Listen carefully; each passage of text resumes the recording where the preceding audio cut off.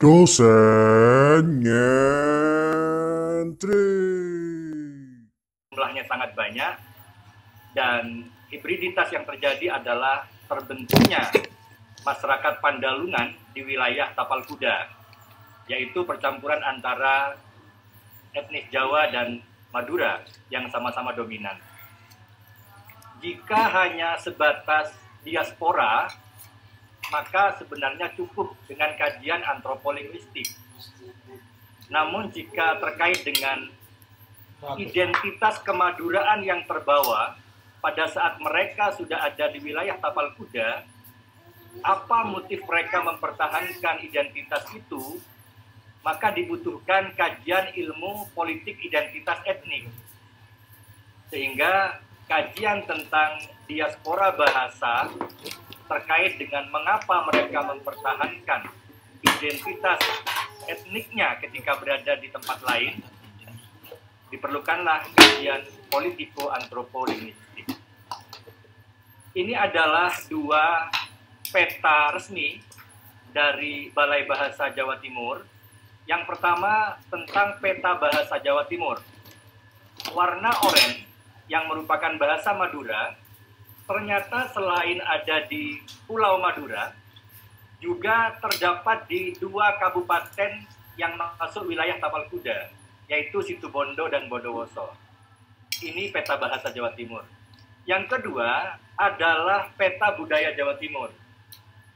Budaya Madura yang tandanya merah ternyata sama dengan budaya yang ada di Tapal Kuda atau masyarakat Pandalungan. Ini adalah data awal bahwa memang bahasa Madura dan budaya Madura itu tidak hanya ada di Madura, namun juga ada di wilayah Tapal Kuda, dan khusus bahasa itu di Situbondo dan Bondowoso sangat dominan. Satu hal lagi yang menjadi data bahwa bahasa Madura itu menjadi muatan lokal di sekolah Kabupaten Bondowoso dan Situbondo. Di mana lagi nampaknya bahwa bahasa Madura itu mendominasi di dua kabupaten tersebut? Satu misal adalah nama-nama tempat di Bondowoso dan Situbondo itu dulunya sampai sekarang itu adalah nama-nama Jawa. Seperti halnya kabupaten kami, Bondowoso, itu namanya Bondowoso, namun dalam komunikasi lisan sehari-hari itu lebih dikenal dengan Bendebesa. Situbondo itu lebih familiar di bahasa lisan masyarakat Pandalungan terutama sebagai Situbende. Kecamatan Wonosari misalkan itu Jawa sekali, Wonoboyo Jawa sekali, namun di kami menjadi Benasareh, Wonoboyo menjadi Benbeye, Poncogati menjadi Cegeteh. Apakah memang orang Madura kesulitan mengucapkan Bondowoso dan Situbondo? Faktornya bukan kesulitan, namun menjadi identitas kebahasaan mereka, mengucapkan dengan gaya bahasa mereka begitu. Bondowoso menjadi Bendebesa dan sebagainya. Nah, salah satu teori mengatakan bahwa upaya untuk merevitalisasi atau mempertahankan bahasa biasanya memang dilakukan dengan membelajarkannya di sekolah, terutama usia dini begitu. Nah, tadi sudah saya sampaikan di sekolah dasar dan menengah pertama di Bondowoso dan Situbondo itu muatan lokalnya adalah bahasa Madura.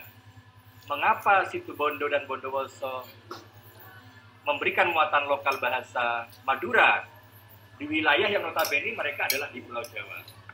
Ini yang menarik dari sisi politik identitas etnik. Penelitian-penelitian sebelumnya terkait tentang diaspora, tentang masyarakat Pandalungan, dan tentang interaksi multietnis itu sudah banyak terjadi, banyak dilakukan. Namun bahasa Madura yang ada di perantauan itu masih dianggap sebagai realitas sosial. Dianggap sebagai terjadi percampuran bahasa, alih kode campur kode. Belum terlacak pada mengapa orang Madura di perantauan masih mempertahankan identitas etnisnya, bahkan sampai bisa mendominasi. Adakah motif politik identitas yang sedang dimainkan. Itu adalah ciri pembeda penelitian terdahulu dengan penelitian yang saya rancang untuk disertasi ini. Ini adalah rentangan fokusnya. Kalau bicara diaspora, sebenarnya itu bicara tentang penyebaran orangnya, juga bisa terkait dengan prosesnya.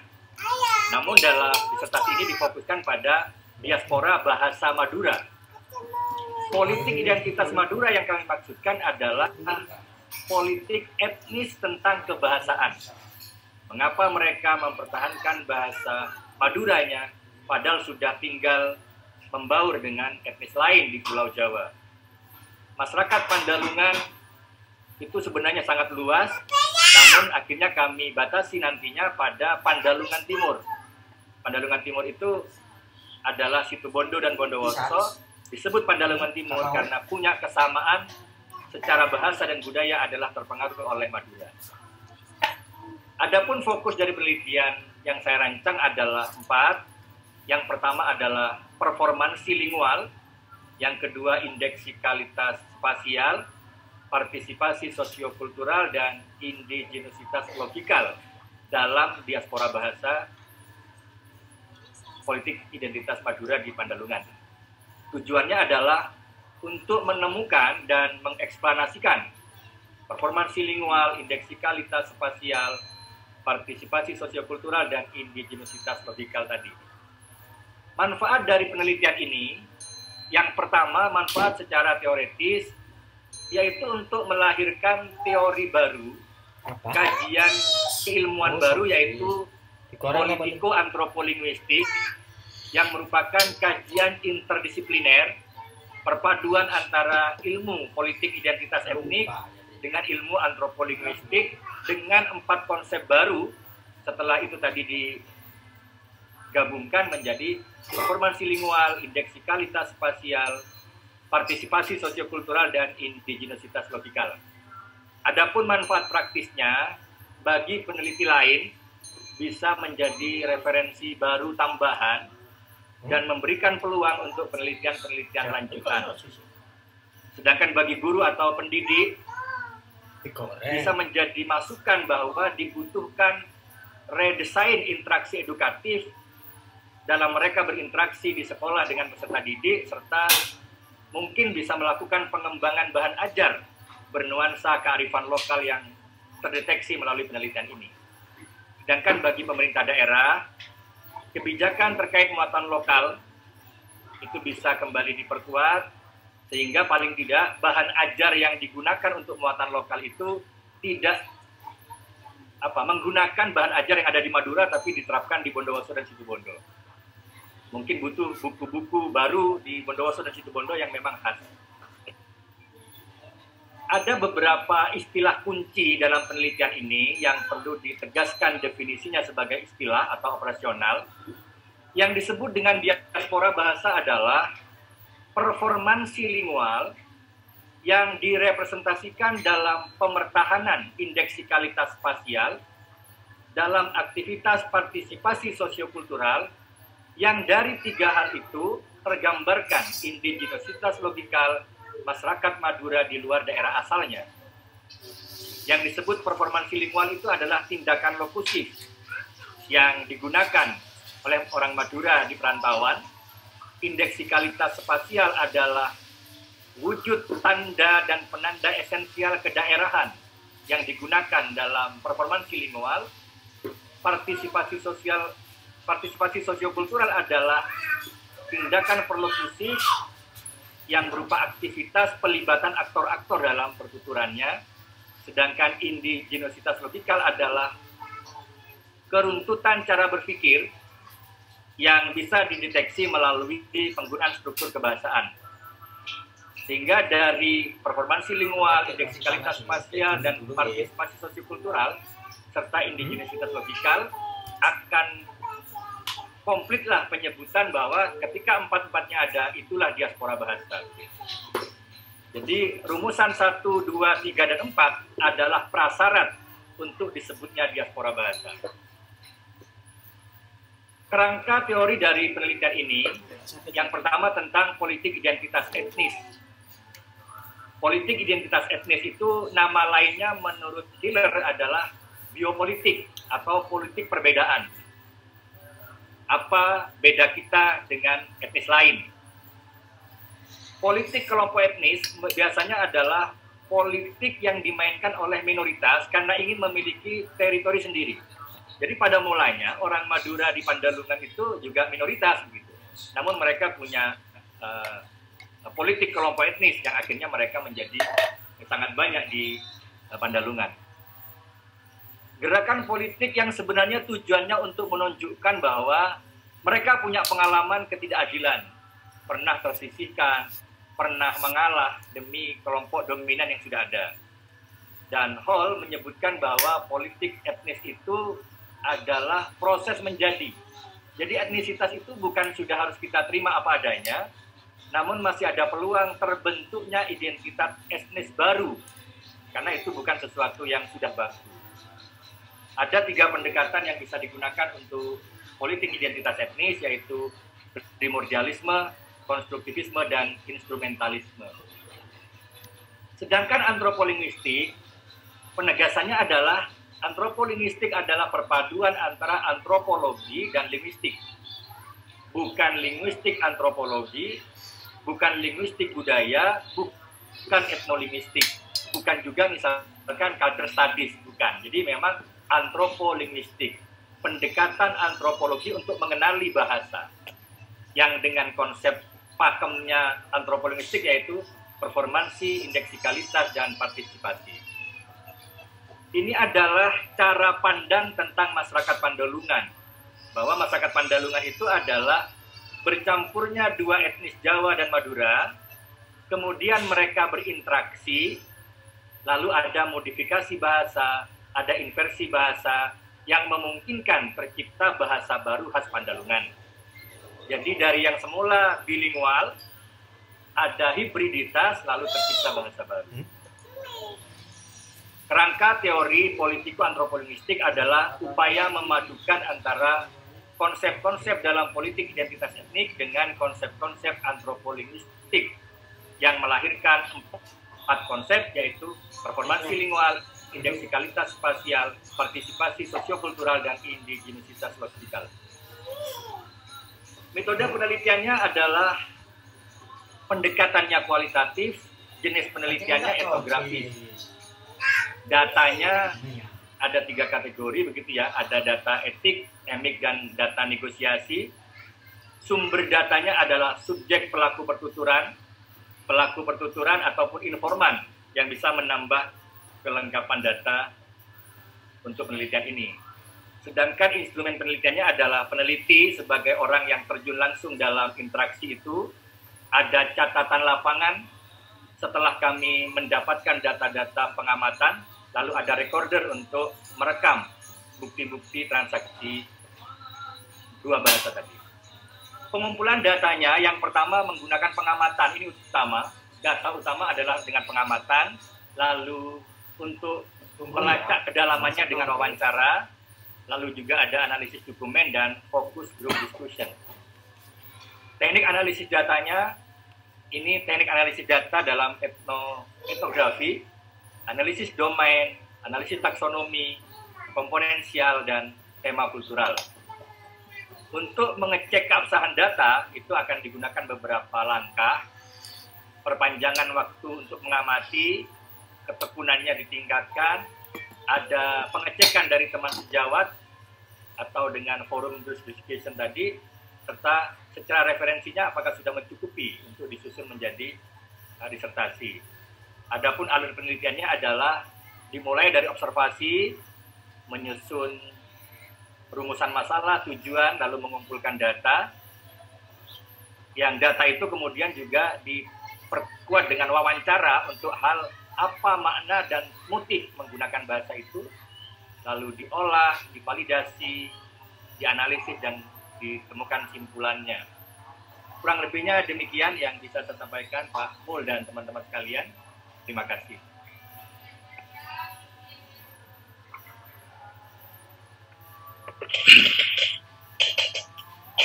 Baik, Pak Khairul, semua tadi sudah kita ikuti apa yang sudah dirancang oleh Pak Khairul banding-banding ini. Saya melihat cukup menarik ya. Ya pertama karena kajiannya menggabungkan ada 3 bidang itu ya yang selama ini belum dilakukan oleh orang. Cukup banyak sebenarnya teman-teman saya dulu yang di Udayana itu melakukan penelitian bahasa yang dituturkan oleh para penutur aslinya di daerah lain, ya, cukup banyak. Jadi ada yang di Suriname, ada yang di Lampung. Jadi, orang Bali itu ternyata banyak juga di Lampung, daerah Lampung. Saya tahu dari penelitian teman itu, dan rata-rata penelitiannya itu selalu berkaitan dengan pemertahanan bahasa. Jadi tidak melihat dari teropong politiko-antropolinguistiknya. Jadi fokus pada pemertahanannya. Nah, ini menariknya menurut saya ya. Hal baru, dan kalau melihat dari beberapa sisi secara bersama-sama, kalau berhasil ini jadi model baru ya, karena model baru ini akan muncul kalau didukung dengan beberapa ahli yang lain dan makin mantap akan menjadi disiplin tersendiri gitu. Ini menariknya. Untuk itu mari kita diskusikan, mungkin ada masukan, ada pertanyaan dari teman-teman semua, sehingga apa yang dilakukan oleh teman kita ini makin lama makin mantap gitu ya, makin menuju ke kemantapan hati. Pak Khairul aku banyak masukan gitu ya, selalu kita lakukan untuk itu, tujuan kita yang utama untuk itu. Baik, silakan Bapak Ibu untuk menyampaikan. Silakan Bu Nuria ya, yang angkat tangan dulu. Terima kasih Bapak. Selamat sore Pak Khairul. Mungkin ada saran dan pertanyaan ya. Yang pertama, tadi dari penjelasan Pak Khairul itu memang saya ketika dijelaskan itu fokus saya ke ada kata politik gitu ya, politiko-antropolinguistik. Nah itu apakah itu jadi urgensi dari penelitian Pak Khairul? Jadi gambaran politik itu seperti apa, politik bahasa pastinya ya. Jadi itu nanti seperti apa berjalannya penelitian ini begitu. Jadi mungkin lebih fokus ke bab 3. Jadi kira-kira nanti kalau memang penelitian etno itu kan pasti butuh waktu yang lebih lama. Seberapa lama Pak Khairul itu nanti mengira-ngira butuh seberapa lama waktu untuk mengambil data itu. Mungkin itu yang ingin saya ketahui. Terus yang selanjutnya adalah di referensi mungkin bisa ditambah karena belum 30 sepertinya, karena kalau mengacu template kan kita harus minimal 30 ya untuk S3 begitu. Mungkin itu saran dari saya. Terus kemudian untuk artikel mungkin karena kalau bahasa itu kalau seperti yang etnis seperti ini mungkin agak susah di jurnal-jurnal, mungkin bisa diperkaya pendekatan dari bab 2-nya mungkin bisa ditambah Pak Khairul. Jadi untuk dari referensi dari artikel jurnal, terutama jurnal-jurnal yang bereputasi seperti itu. Terima kasih Pak Khairul. Ya silakan langsung Pak Khairul. Baik. Terima kasih ya. Ini yang pertama tentang barangkali langsung saya sampaikan salah satu bentuk data dan cara kami nanti menganalisisnya. Khusus yang bernuansa politiko-antropolinguistiknya, satu misal gini, Bu Nuri, ya. Ketika Dinas Pendidikan di Kabupaten Bondowoso kemarin Agustusan itu membuat lomba karaoke dangdut begitu, maka lomba karaoke dangdutnya itu untuk penyisihan, itu lagu-lagunya bahasa Indonesia. Lagu dangdut berbahasa Indonesia. Namun untuk finalis, Lagunya adalah satu lagu berbahasa Madura.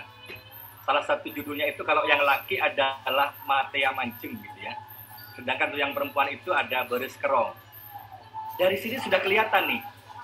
Untuk penyisihan semua bisa lolos. Termasuk orang yang tidak bisa berbahasa Madura bisa lolos sampai penyisihan. Namun ketika finalnya adalah lagu bahasa Madura, walaupun bisa dipelajari, secara pengucapan akan terlihat bahwa entah itu artikulasinya, untuk kebenaran pengucapannya, itu akan membuat kelemahan tersendiri. Atau setidaknya ada upaya untuk mempelajari bahasa Madura yang menjadi peraturan dalam lomba itu. Nah, di sini kan berarti ada upaya kebijakan-kebijakan yang mengarah kepada pemertahanan bahasa Madura.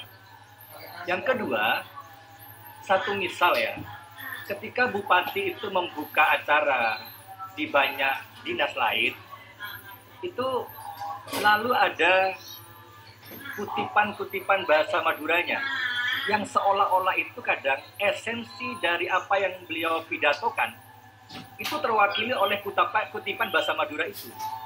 Seolah-olah beliau meyakini ini akan mudah dipahami ketika saya tambahi bahasa Madura. Terlebih kalau di Bondowoso dan Situbondo itu bupatinya masih kategori kiai juga, yang mereka biasa menghadapi masa dengan ceramah-ceramah keagamaan berbahasa Madura, halus begitu, sehingga peran seorang pelaku pertuturan sekelas pejabat menyelipkan bahasa Madura di situ, itu akan berdampak sekali secara penerimaan dari orang yang menyimak apa yang beliau sampaikan.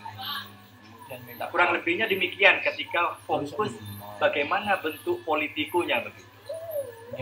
Kurang lebihnya demikian Bu Nur ya. Untuk berapa lama itu kemarin ada informasi gini dari penguji yang lain. Karena Mas Hairul itu adalah bagian dari penutur bahasa itu di kabupaten itu, bahasa perpanjangan pengamatan itu tidak akan terlalu berdampak.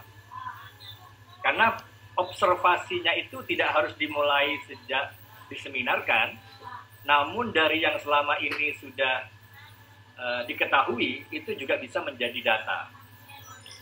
Jadi kalau bayangan saya barangkali dalam semester ini, disertasi ini bisa sudah selesai begitu, karena banyak data yang sudah sejak saya menemukan istilah diaspora bahasa, itu sudah saya coba mencari banyak interaksi sosial, interaksi keluarga, interaksi jual beli, interaksi acara kedinasan, interaksi acara tradisi, selamatan, puji-pujian sebelum sholat misalkan itu ya.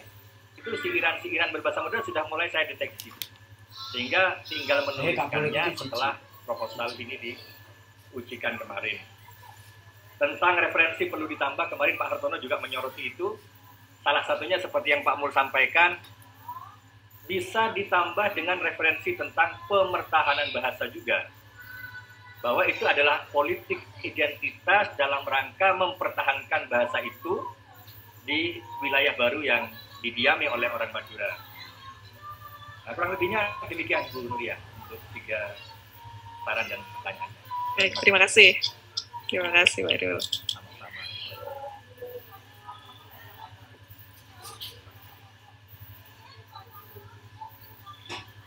Saya kembalikan ke Pak Mul dulu, mungkin Pak Mul ya.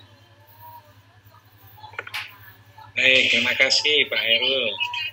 Tadi sudah mendapatkan tanggapan Bu Nuria. Silakan berikutnya Bu Diana.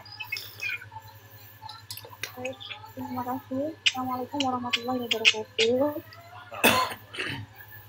Terima kasih atas kesempatannya, Pak Mul.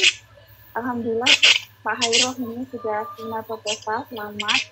Nah ini karena kajian kita sama antropolinguistik, jadi ada beberapa hal yang menurut saya ini menarik gitu ya. Kalau tadi saya lihat ini ke fokus penelitian Pak Hairul, ada pertanyaan, nanti mungkin juga berupa saran begitu ya. Jadi di dalam fokus penelitiannya Pak Hairul itu kan yang pertama performansi lingual pada diaspora bangsa dalam politik identitas Madura masyarakat Pandalengan berdasarkan kajian polikoantropolinguistik. Kemudian yang kedua adalah indeksikalitas spasial pada diaspora bahasa dalam politik identitas Madura masyarakat Pandalungan berdasarkan kajian politiko-antropolinguistik. Kemudian yang ketiga adalah partisipasi sosiokultural pada diaspora bahasa. Kemudian yang keempat adalah indigenisitas. Tadi saya baca sekilas pada definisi operasionalnya itu ternyata ada yang berkaitan dengan tindak lokusi, ilokusi, dan perlokusi. Ya, benar Pak Heru ya? Kemudian saya coba cross check di kajian teori. Bagian kajian teori manakah yang menjawab fokus tadi? Itu kan fokusnya ada performansi, ya, itu performansi dari lingual, indeksikalitas spasial, partisipasi sosiokultural, kemudian indigenisitas logikal tadi.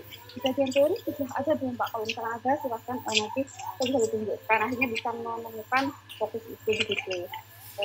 Akhirnya larinya ke lokusi, dan perlokusi ya Pak Heru ternyata ya. Ya itu mungkin bisa nanti dijelaskan gimana Pak teorinya itu, karena kalau misalnya itu belum ada berarti nanti kajian teori Pak Heru bisa ditambahkan terkait dengan itu begitu, karena saya baca saja tapi belum menemukan. Saya kira itu. Terima kasih Pak Heru. Baik, terima kasih. Silakan Pak Heru. Baik, terima kasih Kak Mun, Bu Diana. Kemarin ketika membuat definisi istilah, disitulah saya dipandu oleh pembimbing dua saya, Diana ya, untuk membuat definisi yang benar gitu. Yang dengan membaca definisi itu langsung terbayanglah wujud datanya dan apa yang ada di dalam data itu. Ketika saya mendefinisikan misalkan performansi lingual adalah tindak lokusi, ya langsung begitu. Berarti omongannya orang yang itu bisa dilihat dari teks dan konteksnya. Konteksnya abaikan dulu. Karena ketika konteksnya, siapa yang menuturkan akan kita pakai pada saat partisipasi sosiokultural. Aktornya siapa yang ngomongkan itu. Jadi kami cicil begitu. Ketika performansi lingual, hanya saya lihat bagaimana teks dan konteks dari suatu pertuturan. Jadi di referensi memang belum ke arah definisi istilah yang tentang tindak lokusif tadi, namun tentang teks dan konteks serta konteksnya itu sudah ada. Nanti siap saya tambahi, karena memang kemarin Pak Hartono juga menyarankan kalau memang sumber datanya adalah tuturan atau bahasa lisan, dipertegas sekalian di dalam sumber data dan wujud data bahwa wujud data adalah berupa tuturan lisan. Jika memang nanti akan fokus ke itu, terlebih ketika sudah ada definisi istilah tentang tindak lokusif tadi. Terus untuk yang berikutnya, yang menjadi pembeda mungkin Bu Diana ya, di antropolinguistik itu salah satu yang sering saya baca, bahwa bahasa itu bisa menggambarkan cara berpikir masyarakat tertentu. Ketika dari 3 konsep antropolinguistik kok tidak ada yang ngomongin tentang cara berpikir masyarakat yang tergambar melalui bahasanya, akhirnya saya tambahkan fokus yang keempat, yaitu indigenisitas logikal. Bagaimana wujud berpikir kepribumian orang Madura yang terbawa bahkan saat mereka tinggal di wilayah baru. Kurang lebihnya demikian Bu Diana tentang bab 2 yang perlu ditambahi dengan hal-hal yang terkait definisi operasional itu memang belum, karena pembimbing saya banyak fokus di membuat definisi yang benar tentang istilah yang digunakan. Referensinya nanti saya tambahin. Terima kasih. Terima kasih Pak Hairul. Sama-sama. Ya. Berikutnya silakan Pak Ardi. Baik, terima kasih. Ada beberapa pertanyaan dari saya untuk Pak Hairul ya. Yang pertama adalah fokus yang keempat, indigenisitas logikal, Pak Hairul. Ini indigenisitas logikalnya ini nanti digunakan pisau bercah yang mana, Pak? Maksudnya menggunakan teori logika yang mana? Karena 3 fokus yang lainnya itu sudah jelas menggunakan lokusi, ilokusi, dan perlokusi. Jadi kalau yang fokus pertama dibedah dengan ilokusi, kedua lokusi, yang kedua ilokusi, yang ketiga perlokusi. Tapi indigenisitas logikal ini digunakan, nanti Pak Hairul akan menggunakan logika berpikir yang mana? Apakah 16 logika berpikir seperti yang yang dicetuskan oleh promotor 2-nya Pak Hairul, atau logika berpikir yang lain gitu. Itu yang pertama. Kemudian yang kedua, sumber data Pak Hairul, sumber data yang Pak Hairul gunakan ini kan tuturan lisan. Kalau saya bandingkan dengan milik Budiana, kalau Budiana kan tuturan lisan pada sebuah ritual. Nah, Pak Hairul ini tuturan lisan yang mana, Pak? Yang Pak Hairul fokuskan. Apakah tuturan lisan yang resmi atau tidak resmi atau random diambil acak satu persatu? Itu Pak Hairul. Itu 2 itu yang ingin saya tanyakan Pak Hairul, karena kalau saya yakin kalau ini jadi Pak Hairul, disertasi ini jadi, saya pasti akan merujuk Pak Hairul untuk kasus yang lain, karena ini bagus sekali menurut saya untuk dirujuklah temuan Pak Hairul, khususnya bagian teori. Terima kasih Pak Hairul. Ya, silakan Pak Hairul. Ya, terima kasih Pak Mun. Mas Ardi, terima kasih. Terkait dengan pisau analisis untuk indigenisitas logikal. Ketika memperoleh definisi istilah yang sudah dianggap benar, jadi mulanya itu adalah pendefinisian istilah yang benar. Berarti logika berpikir suatu masyarakat bisa dikenali melalui struktur bahasanya. Maka yang menjadi kategori awal berarti pola pengembangan gagasan itu Madura cenderung deduktif atau induktif. Itu yang utama, Pak. Jadi dikategorikan dulu gaya berpikirnya deduktif atau induktif. Setelah ketahuan induktif dan deduktif atau mungkin yang komparasi, maka akan dilacak lagi mereka lebih senang analogi atau yang lain. Jadi caranya begitu Pak ya. Jadi awal kami vonis ini deduktif atau induktif dulu, pola pengembangan gagasannya.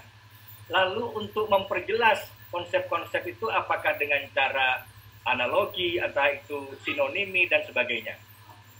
Jadi belum saya miliki teori yang kuat sebenarnya tentang jenis-jenis pola berpikir itu. Cuman setidaknya dengan definisi istilah yang sudah benar, berarti arahnya kemana itu sudah jelas. Perlu saya mengkategorikan berbagai pola cara berpikir yang lebih detail. Sehingga kalimat tuturan yang dihasilkan itu ketahuan ini pola berpikirnya apa. Yang kedua, kemarin memang penguji Bu Dianita itu mempertanyakan, kalau contoh datanya adalah interaksi keseharian, ini kok lebih mirip pada sosiolinguistik. Dan saya sepakat dengan pendapat itu. Nuansa antropologinya di mana? Ketika data yang saya sampaikan masih misalkan obrolan atau sambutan bupati di forum yang ada kepala dinas, misalkan, itu masih sosiolinguistik. Maka untuk memperkuat nuansa budayanya, itu nanti akan dicari data interaksi kebudayaan. Satu misalnya adalah acara selamatan, acara walimahan pernikahan, MC-nya, pemberi tausiahnya begitu. Sehingga sumber data interaksi sosialnya itu lebih juga ditambahi dengan interaksi yang bernuansa budaya. Dan waktu itu ketika saya sampaikan, untuk menjadi pembeda dengan sosiolinguistik, maka interaksi pelibatan kebudayaan, bahkan seni pertunjukan juga bisa dimasukkan begitu. Tapi ketika hanya fokus kepada tradisi pertunjukan, nanti akan terjebak kepada tradisi lisan gitu ya. Maka tetap interaksi tetap ada, plus ditambahi dengan yang bernuansa tradisi kebudayaan tadi. Kurang lebihnya demikian, Mas Hardi. Baik, terima kasih Pak Hairul. Jadi saran saya untuk yang fokus keempat tadi itu ya Pak, segera ditemukan visual analisis untuk logikanya. Menggunakan visual analisis dari disertasinya promotor 2 Pak Budi itu saya rasa juga bagus Pak. Jadi semakin baik ketika ada tuturan lalu Pak Hairul kategorisasikan berdasarkan 16 logikalitas kalau nggak salah itu punyanya Pak. Dari disertasinya tentang Gunawan Muhammad itu loh. Nah itu. Oke, terima kasih Bapak Hairul. Nanti semoga lekas jadi ya. Saya segera merujuknya. Terima kasih Mas Ardi. Kenapa? Baik. Berikutnya Pak Rai. Silakan. Terima kasih. Terima kasih Pak Hairul. Saya ucapkan selamat dulu ya. Tadi kemarin caci. Terima kasih Pak Rai. Dana juga Kan Pak yang Adi. sekolah, nggih. Semoga yang Saya lain masih sekolah, cepat nggih. menyusul. Saya masih kuliah. Kalau Pak Holik kayaknya mau menyusul sekolah. Untuk Pak Hairul ada satu pertanyaan saja Itu. sebenarnya. Mas Piko dah. Terkait dengan saya ke Masih ada Pikonya. bab 3 ya, terkait dengan tadi sumber data. Sebenarnya ini saya hanya bertanya saja ya. Sumber datanya itu apakah tuturan lisannya atau informannya, dan apakah justru datanya itu yang tuturan lisannya, sumber datanya itu justru informannya. Kan pasti orangnya yang diambil datanya. Berkaitan karena tadi ada wawancara juga ya, wawancara secara etnografis juga ya. Nah, itu kan berarti Pak Hairul harus terjun di tempat tersebut, gitu. Harus ada di lokasi itu untuk mengambil data. Nah, apakah sudah ditentukan range misalnya batasannya orang data informasi seperti apa, kemudian mungkin dari segi usia atau mungkin dari sisi dia ini asli Madura atau Peranakan atau memang sudah bertahun-tahun menggunakan bahasa itu. Nah, itu kira-kira pembatasan dari yang diambil datanya itu seperti apa? Saya penasaran aja. Itu ya. Terima kasih Pak. Ya, silakan Pak Hairul. Terima kasih Pak Mulia. Pak Re, terima kasih. Kemarin juga sempat ditanyakan pada saat kami ujian. Karena saya menggunakan istilah itu ada subjek penelitian, ada informan penelitian, ada pelaku begitu ya. Jadi kemarin ditanya pembedanya apa. Saya sempat mengira kalau subjek itu adalah orang yang melakukan pertuturan. Lalu informan itu bisa orang lain yang tahu tentang bahasa yang ada di Situbondo dan Bondowoso. Bisa. Tapi saran dari penguji, sebenarnya istilah ini kalau memang menggunakan etnografi itu namanya informan. Informan itu orang yang bisa memberikan data dengan dia menjadi pelaku, sekaligus dia bisa memberi info-info lain terkait apa yang dia lakukan. Jadi yang saya bilang tadi subjek, orang yang menuturkan itu dalam bahasa etnografi ternyata adalah informan juga. Informan yang memberikan bukti nyata adanya performansi linguistik, performansi lingual. Nah, untuk melacak apa maksudnya dari performansi lingual itu kan saya wawancara Pak Rey. Dari situlah akan ketahuan motifnya, maknanya, maksudnya kenapa menggunakan bahasa itu. Sehingga gugurlah istilah subjek, gugurlah istilah pelaku sebenarnya. Ketika etnografi yang digunakan, maka cukuplah sebut mereka sebagai informan. Kurang lebihnya demikian, kurang lebihnya gambaran yang saya terima waktu ujian, bahwa konsistenlah dengan bentuk penelitiannya yang etnografi, dan gunakanlah istilah-istilah etnografi begitu. Jadi subjek penelitian yang saya maksudkan sekaligus menjadi informan ketika saya tanya tentang apa motifnya dan maksudnya apa dari ucapan tersebut. Terima kasih Pak Rey. Oh ya, jelas berarti pelakunya sama ya, sekaligus informan. Iya, Pak Rey, kurang lebihnya demikian. Apa sudah ditentukan? Oh, belum ya? Belum tahu ya kira-kira. Kalau penentuan kriterianya belum. Cuman ketika seseorang itu berarti menggunakan bahasa Madura dalam interaksinya, maka dia sudah memenuhi syarat untuk saya tanya lebih lanjut mengapa menggunakan bahasa itu dan apa maksudnya begitu. Kalau gender mungkin harus perempuan, laki mungkinan ada pengaruh nggak? Yang saya tahu gender 2 ya Pak Rian. Tidak saya pilih, dua-duanya beri kesempatan. Yang ketiga tidak saya pakai. Oh iya. Ya, mungkin ada pengaruh dari situ juga. Ya, terima kasih Pak Hairul.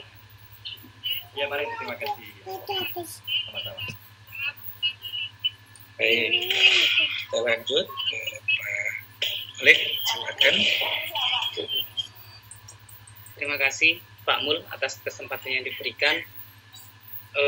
Menarik sekali yang disampaikan oleh Pak Hairul. Memang ini menjadi suatu kajian baru Pak Hairul.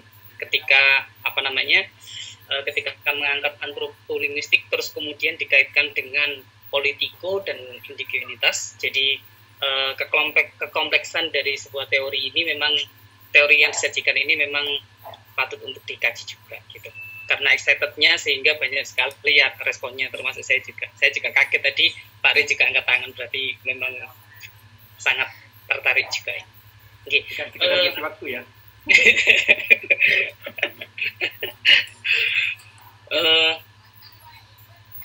Kalau teman-teman yang lain mungkin dari sisi substantif Pak Hairul, kalau mungkin saya dari sisi teknis kebahasaan, ternyata ketika membaca paragraf pertama, kedua, ketiga, keempat, kelima dan seterusnya itu terdapat tulisan-tulisan ini teknis kan. Teknis itu berarti ya sedikit tidak substantif sekali. Terdapat beberapa bentuk, beberapa form atau beberapa kata, beberapa spelling atau tata bahasa yang itu mungkin perlu diperbaiki Pak Hairul. Contohnya ada di awal paragraf itu ada kata sedangkan, apakah diperbolehkan atau tidak dan seterusnya. Nanti Pak Hairul bisa cek itu.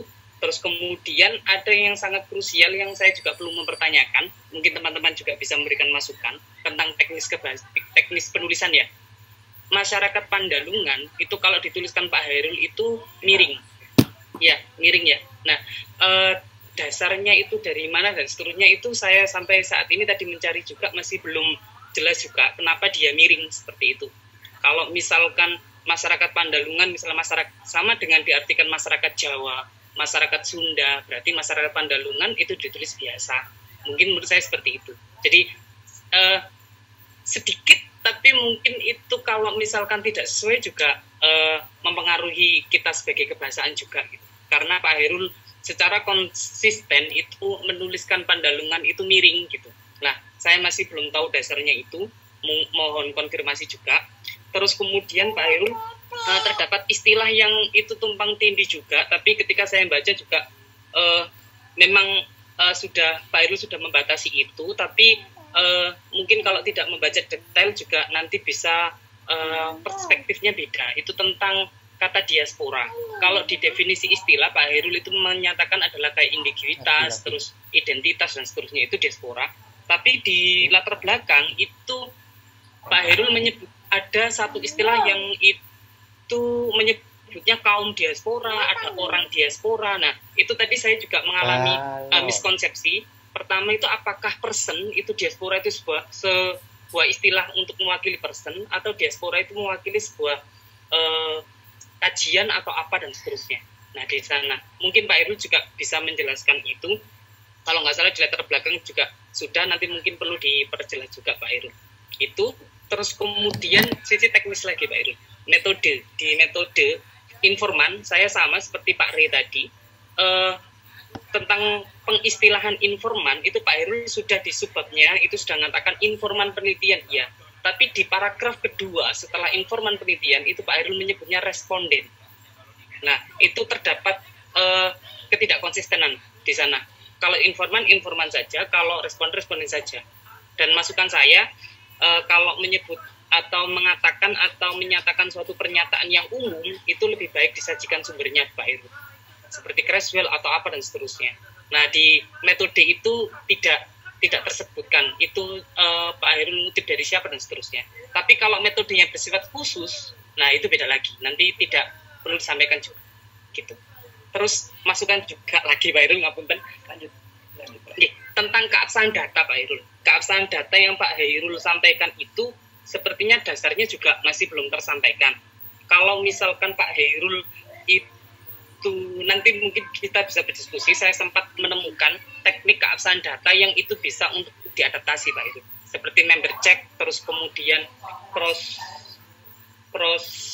researcher, ada cross informant dan seterusnya. Ada 5 teknik keabsahan data.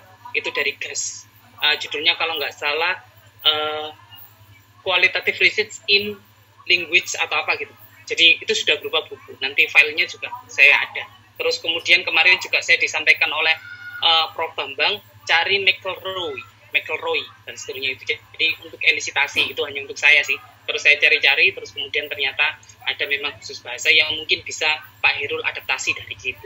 Kenapa? Karena memang di sumber referensi di keabsahan datanya belum Pak Herul sampaikan itu. Dan memang dasarnya juga tidak jelas tuh. Maksudnya kalau kita cari juga nanti di penelitian-penelitian kebahasaan sana Pak Herul. Jadi itu mungkin masukan saya atau nanti mungkin bisa dikonfirmasi oleh Pak Herul. Terima kasih. Silakan. Oh ya Pak Herul, sebentar tambahan lagi tentang yang sumber data. Pak Herul itu memastikan apakah hanya tuturan bahasa ya? Karena kalau misalkan Politico itu bisa studi dokumen juga dan observasi lapangan. Jadi mungkin itu bisa dipertimbangkan juga. Terima kasih Pak. Tanggapi Pak Mulya. Terima kasih. Penggunaan kata sedangkan sebagai salah satu paragraf yang ada di latar belakang itu kalau versinya Pak Altono adalah contoh yang baik kesalahan berbahasa.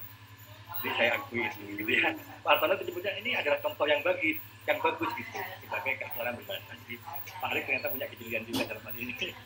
Yang kedua, tentang penggunaan kata pandalungan yang saya konsisten miringkan penulisannya, karena ini memang ada beberapa variasi begitu Mas yang ada di berbagai jurnal gitu.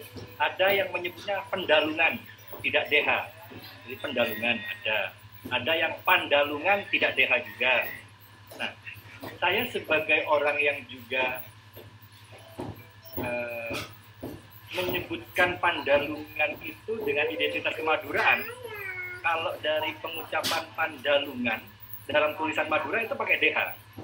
Jadi saya lebih pada itu Pak Ali ya. Jadi dari sekian banyak istilah yang ada pendalungan, pandalungan, dan pandalungan pakai DH itu saya ngerasa kok secara pengucapan lebih cocok yang DH. Dan karena itu adalah istilah yang belum dipakemkan mana yang benar, akhirnya saya menggunakan itu. Yang ketiga tentang penggunaan istilah diaspora. Kemarin Bu Dianita juga melacak nih. Awal mulanya dapat diaspora bahasa itu dari mana gitu. Semula itu kan saya waktu mata kuliah filsafat ilmu menggunakan istilah diaspora bahasa itu lebih pada penyebaran atau penaburan begitu. Jadi asal mula dari kata diaspora itu adalah penyebaran atau penaburan. Jadi kalau ada sesuatu yang bertabur atau menyebar ke tempat lain, itu cocok diberi nama diaspora nih, Madura yang ada di Tapal Kuda. Namun, Pak Budi itu mengingatkan saya bahwa yang disebut diaspora awal-awal adalah terusirnya kaum Yahudi dari Yerusalem. Yang dengan terusirnya mereka dari Yerusalem itu, mereka tetap menunjukkan identitas keyahudiannya, walaupun mereka menyebar di mana-mana. Jadi diaspora itu adalah mempertahankan identitas pada saat sudah tidak ada di wilayah asalnya. Kurang lebihnya demikian. Jadi istilah diaspora bahasa itu adalah mempertahankan bahasa sebagai identitas diri pada saat seorang Madura sudah berada di luar daerah asalnya. Dan itu diwujudkan dalam performansi lingual, indeksikal, dan lain-lain tadi. Jadi definisinya arahnya ke sana akhirnya, dan diaspora yang lain-lain itu untuk melacak sebenarnya dari mana istilah itu. Yang keempat tentang keabsahan data. Yang kelima, yang keempat itu tentang metode terkait kata informan dan responden. Responden itu memang keluar di dalam naskah, tapi sudah hilang dalam PowerPoint begitu. Karena Prof. Yu juga langsung, bedanya kualitatif kuantitatif itu setidaknya responden itu kuantitatif. Gitu. Sehingga PowerPoint saya itu langsung diperintahkan oleh Prof. Yu, hilangkan kata respondennya. Tapi naskah kandung diedarkan kepada peneliti yang lain. Yang terakhir tentang keabsahan data, Pak Hartono, ya Pak Olik ya, kemarin juga menyarankan itu bahwa ada nih teori tentang keabsahan data yang bisa dirujuk dan bisa dimodifikasi terkait dengan bahasa di lapangan. Ya, seperti yang nama-nama disebutkan Pak Olik tadi, nanti saya izin meminta naskahnya begitu. Kurang lebihnya demikian. Terima kasih banyak Pak Olik. Terima kasih Pak Mul. Cukup banyak teman-teman yang bertanya, tanggapi, memberikan masukan ya, bisa memoles, memberikan masukan pada Pak Hairul untuk lebih baik lagi presentasinya di sana ya.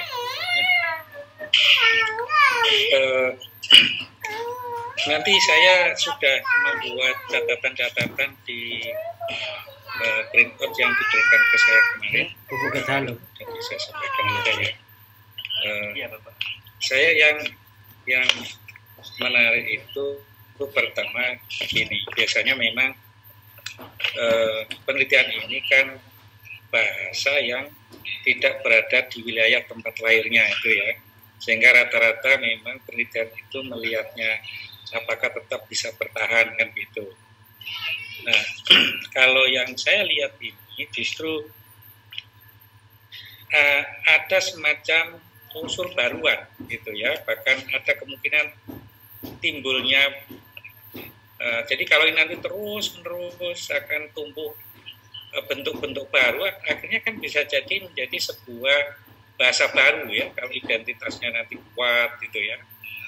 Seperti yang kita ketahui memang secara teoritis memang bisa membuktikan, misalkan ini ya, misalkan pertemuan antara bahasa Sunda dengan bahasa Jawa di daerah Cirebon misalnya, itu kemudian lama-kelamaan mereka itu ingin membentuk identitas sendiri, lalu bahasa yang campuran sebenarnya pada awalnya, itu kemudian seiring dengan ingin membentuk identitas sendiri itu, kalau lama-kelamaan nanti kuat ya, apalagi nanti didukung oleh budaya yang kuat juga, akan menjadi bahasa tersendiri ya, menjadi suku bangsa tersendiri juga gitu ya. Itu kan kalau kita lihat gambaran bagaimana bahasa itu menyebar menjadi bervariasi, itu kan ada yang menggambarkan seperti ada sebuah danau yang airnya tenang, kemudian dilemparlah batu gitu ya di tengah-tengahnya, lalu di tempat yang lain dilempari batu lagi. Pertemuan antara dua gelombang itu sebenarnya yang dimungkinkan akan timbulnya bahasa baru gitu. Jadi memang ada beberapa bukti yang menunjukkan seperti itu ya. Kalau kita lihat di Jawa ini yang agak kuat sebenarnya Osing ya, meskipun sampai sekarang juga belum belum bisa diakui sebagai sebagai bahasa tersendiri gitu ya. Tetapi masyarakatnya ingin sekali bahwa bahasa Osing itu sebagai bahasa tersendiri gitu. Ya, kalau kita sebagai orang Jawa kan sering sama kan gitu, hanya campuran gitu ya. Mengapa? Karena itu kan kalau kita lihat dari latar belakang sejarahnya, ada kerajaan juga ya, sehingga agak kuat.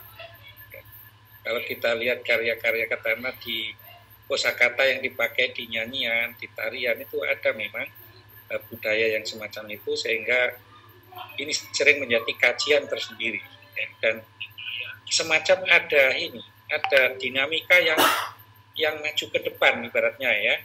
Tapi kalau yang seperti teman saya yang melakukan penelitian bahasa Bali di Lampung itu ya lebih fokus pada pemertahanannya.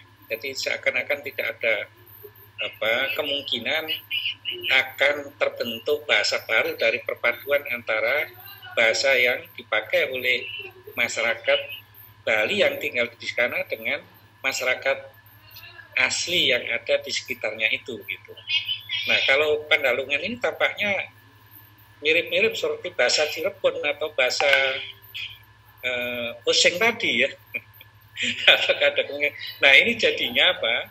Jadinya timbul pertanyaan, sebenarnya data yang dikumpulkan atau yang dijadikan sebagai data oleh Pak Hairul ini apakah semua bahasa fokus pada bahasa Madura yang dipakai oleh masyarakat Madura yang ada di daerah Situbondo dan Bondowoso itu, atau fokus pada kata-kata yang mengalami unsur baruan tadi itu.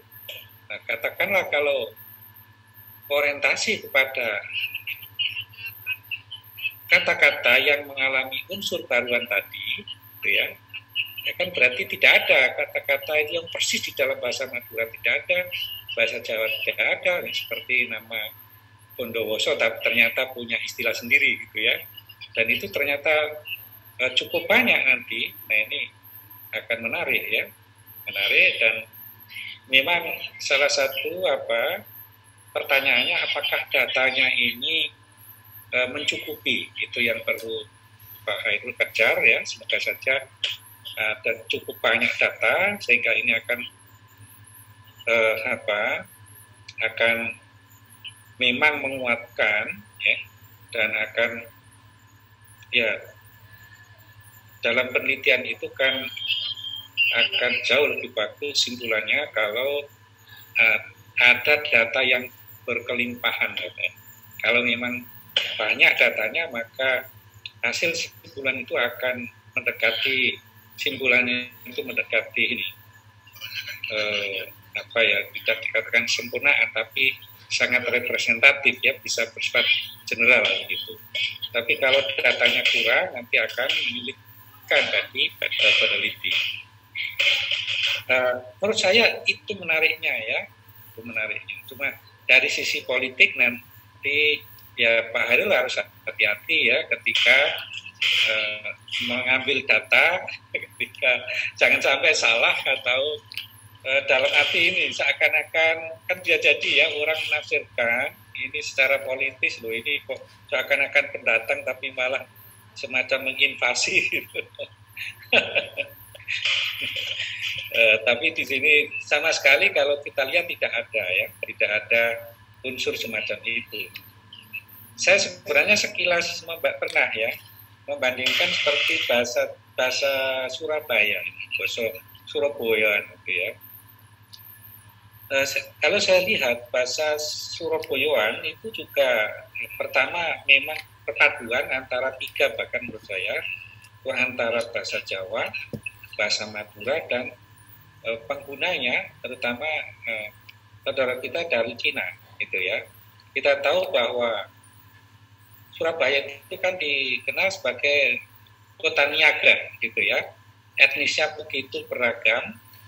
Ketika menggunakan bahasa Jawa khususnya ya, kita tahu bahasa Jawa ya sangat sangat luhur dan sangat kaya, tetapi ada kekurangannya bagi masyarakat yang lain, mungkin terlalu sulit untuk dicapai sampai bahasa Jawa yang secara sempurna dari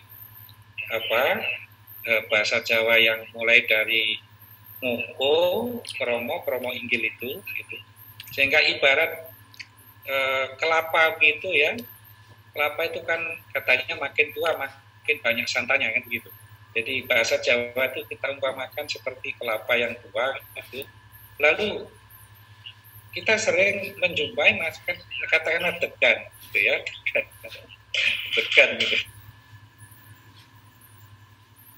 Kelapa muda itu kan ada banyak masakan yang bisa dibuat, tidak harus menunggu kelapa itu sampai tua, sampai santannya banyak. karena bisa untuk minuman, bisa untuk apa itu masakan yang pakai dari daging kelapa yang masih muda itu apa namanya itu kalau campur dengan teri sama udang kecil-kecil apa namanya itu yang apa mungkin enak sekali itu, jadi banyak makanan yang bisa diolah dari situ. Jadi maksud saya begini, bahasa Jawa yang begitu sempurna tapi sulit digapai oleh orang-orang lain, akhirnya diambil aja kata-katanya yang mudah oleh teman-teman kita dari Madura, dari Cina dan yang lain yang tinggal di Surabaya itu gitu. Sehingga terasa sekali bahasa Jawa yang dipakai oleh masyarakat Surabaya itu ya beda dengan bahasa Jawa yang dipakai oleh apalagi yang mendekati Jogja atau Solo sana gitu ya. Sehingga cenderung egaliter karena kaitannya dengan orang yang dipakai dalam berdagang itu. Jadi pasti dipilihlah istilah-istilah yang mudah ya, yang kemudian jadi ciri khas juga Surabaya orangnya agak sedikit sombong gitu ya, agak keras sehingga dan itu kalau saya lihat misalkan cari nama-nama saja misalkan mesti agak di ini ya, agak ditambah-tambahi gitu ya. Saya tahu itu dari keluarga mertua saya gitu ya.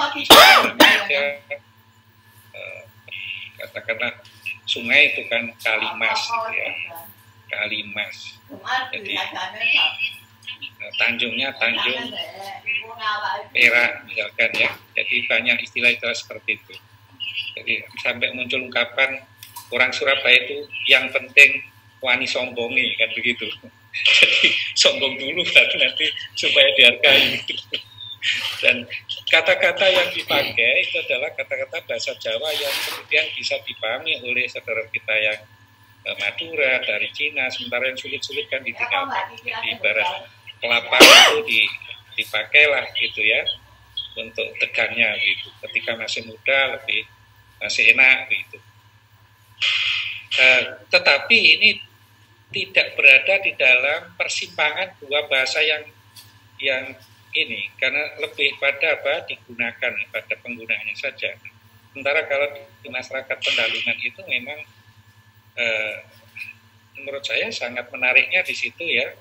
Pastilah pendatang lalu mempertahankan identitasnya tadi, otomatis juga bahasanya. Kemudian tidak hanya itu, karena sampai muncul unsur-unsur baruan tadi, jadi menariknya tidak hanya dilihat dari sisi pemertahanannya saja ya. Jadi kalau menurut saya Pak Hairul melihatnya dari 3 disiplin ilmu digabungkan secara bersama-sama, saya pikir akan menjadi model yang sangat bagus. Semoga aja berhasil ini ya. Jadi tidak 3 masing-masing sendiri, tetapi secara bersama-sama nanti akan bisa dibuktikan dari data-data bahasa yang akan dianalisis itu. Baik, dari proposal Pak Hairul, teman-teman bisa belajar banyak ya. Kalau saya lihat dari teori juga benar seperti yang disampaikan tadi, perlu ditambah lagi gitu ya. Dari penggunaan bahasa relatif ya sudah lumayan lah, meskipun ada beberapa kalimat yang ini ya perlu diperbaiki karena sering ada kalimat yang tidak lengkap sudah ganti ke kalimat yang lain. Itu teknis lah, nanti pasti lama-kelamaan akan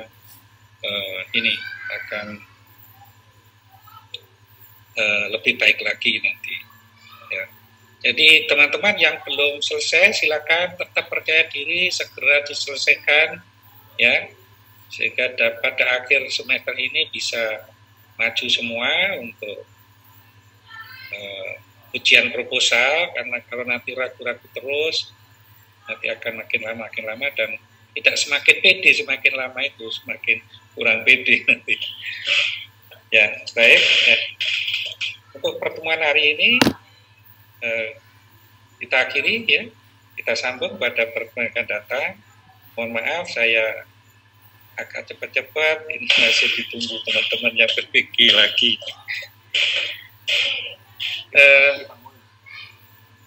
Ya, Pak Khairul, nanti saya sampaikan yang berikutnya catatan.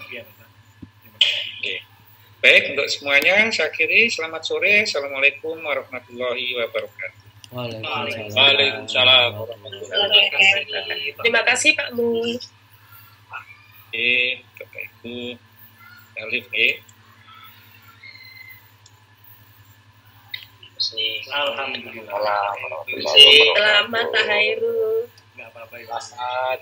Ini kalau ujian seminar ada pesertanya banyak sekali. Ujian membuka proposal. Kemarin saya nggak ditemenin pembimbing dua.